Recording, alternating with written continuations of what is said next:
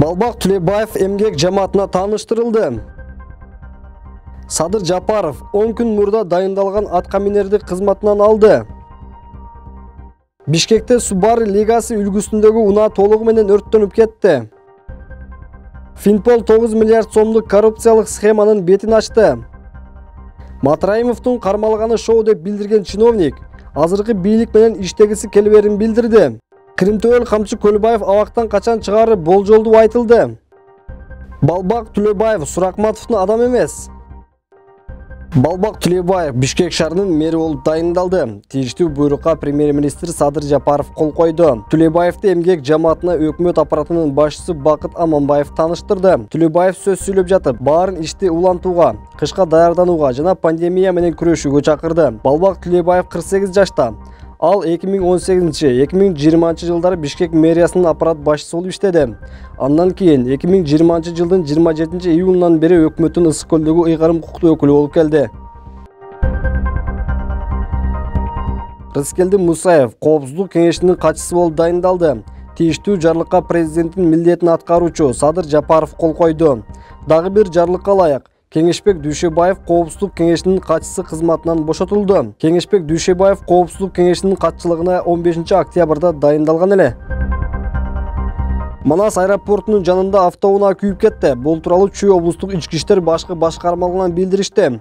Маалыматка ылайык, кырсык кечээ саат 23:00 чамасында болгон. Subaru Legacy үлгүсүндөгү унаанын айдоочусу Бишкекти көздөй бара жатып, рулду башкара албай түркүктү сүзгөн.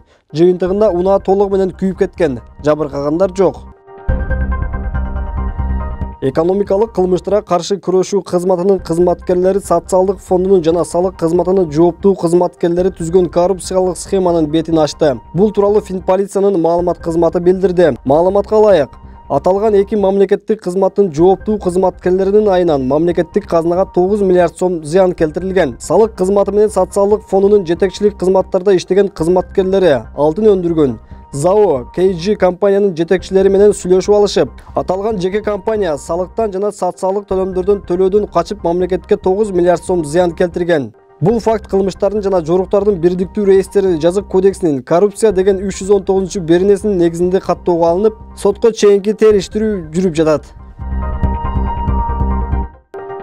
Президенттин милдетин аткаруучу премьер-министр Садыр Жапаров Коопсуздук кеңешинин катчысын кызматтан кетирүү жөнүндөгү жарлыкка кол кое элек. Бул тууралуу Кеңешбек Дүйшөбаев маалымат жыйынында билдирди. Дүйшөбаевдин айтымында, ал экс-президент Сооронбай Жээнбековдун тушунда бул кызматка макул болгон. 16 октябрда президенттин милдетин аткаруучу премьер-министр коррупция, коронавирус менен күрөшүп, мамлекеттик башкаруу аппаратынын тутумун оптимизациялай тургандыгын жарыялады. Коронавирустун жайылышы, куралдуу күчтөрдүн абалы, кылмышкерлердин таасири жана Коопсуздук кеңешинин ишин өркүндөтүү боюнча аналитикалык ноталарды даярдадык. Жолугушууну өткөрүү сунушталды. Бирок көңүл калуу бат эле пайда болду.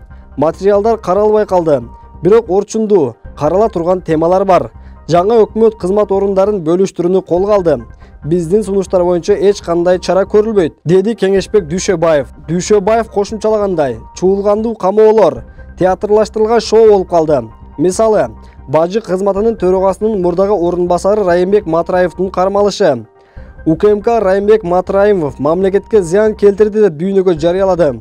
Ошондуктан суроолор туулат. Качан кылмыш иши козголгон? Экономикалык зыянды ким ачкан? Мунун баарын көрүп туруп, кызматтан кетүүнү чечтим, деди Дүйшөбаев. Кримтөөл Камчы Көлбаев бүгүн же эртең абактан чыгат. Бул тууралуу бүгүн Коопсуздук кеңешинин катчысы кызматынан алынган Кеңешбек Дүйшөбаев билдирди.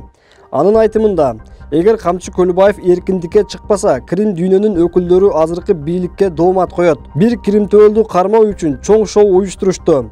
Бизге жеткен ыкчам маалыматтар боюнча, бүгүн же эртең сот аны бошотот. Болбосо аны камаш керек болчу. Эгер бошотпой койсо, криминал өлкөнүн жаңы жетекчилерине доомат коет. Бирок күтө туруу керек. Бул ыкчам маалымат. Ал такталган, ошол эле маалда такталбаган болуп калышы мүмкүн, деп билдирди Кеңешбек Дүйшөбаев. Бишкек шаарынын мэри болом деп митинг уюштуруп жүргөн Төрөкан Жунусбеков Балбак Түлебаевди колдоо максатында мэриянын алдына келди. Анын айтымында, ал Балбак Түлебаев менен жолугуп сүйлөшкөндө, Түлебаев Суракматовдун дагы, Түлеевдин дагы адамы эмес экендигин билдирген. Мындан сырткары, ал мэриядагы коррупционер кадрларды кызматтан алаарын билдирген. Ошондуктан Жунусбеков Төлөбаевди колдоп чыккан. Менин негизги максатым мэр болуу эмес. Менин негизги максатым мэриядагы коррупциялык иштерди жоюу болчу. Ошондуктан мен Балбак Төлөбаевдин талапкерлигин колдоймун деп билдирди Жунусбеков. Эскерте кетсек, Балбак Зарлыкович Төлөбаев Бишкек шаарынын мэринин милдетин аткаруучу болуп дайындалды. Кызматка дайындоо буйругуна Кыргыз Республикасынын борбордун статусу жөнүндө мыйзамына ылайык Кыргыз Республикасынын президентинин милдетин аткаруучу премьер-министр Садыр Жапаров кол койгон. Балбак Төлөбаевдин Бишкек шаардык кеңешинин жаңы курамы шайланганга чейин 2021 жылдын апрель айы жана жаңы мэр шайланганга чейин мэрдин милдетин аткарат.